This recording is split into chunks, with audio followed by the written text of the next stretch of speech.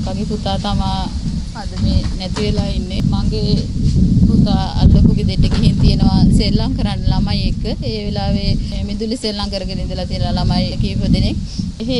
ගෙදර හිටපු හරකත් එක්ක මගේ පුතා ලණු අල්ලගෙන සෙල්ලම් කරලා තියෙනවා අක්කගේ පුතා. ඒ වෙලාවේ කකුල අප්පු වෙලා අපේ පුතා ලණු අල්ලගෙන ඉඳලා තියෙනවා. ඒ වෙලාවේ බෙල්ලේ පැටලිලා ලණුව බොරළු පාර දිග මීටර් 900ක් විතර දුරට මගේ පුතාව ඇදගෙන ගිහින් තියෙනවා හරකා. මගේ අක්කගේ දරුවගේ මොළයට දැඩි ලෙස හානි සිදු වෙලා තියෙන බව තමයි වෛද්‍යවරු පැවසුවේ. අපි පෙරේද හවස ඒ අවස්ථාවේ හැකියක්මනේ අනුරාධපුර රෝහල වෙත අපේ දරුවව රැගෙන ගියා.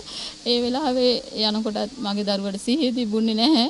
වෛද්‍යවරු ඉක්මනින් ප්‍රතිකාර කරලා දැඩි සත්කාරකයකට දැම්මා දරුවට හොඳටම අමාරුයි කියලා. ඒ අවස්ථාවේ දරුවාගේ මොළේ බේර ගන්න බැරි තරම් සෛල විනාශ වෙලා කියන එක තමයි වෛද්‍යවරු අපිට දැනුම් දුන්නේ.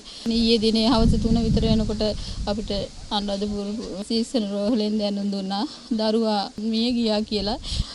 අපේ දරුවා අල්ලපු ගෙදරට ගිහින් විනාඩි 2යි මේ දේ සිදු වෙනකොට වැඩි කාලයක් නැහැ.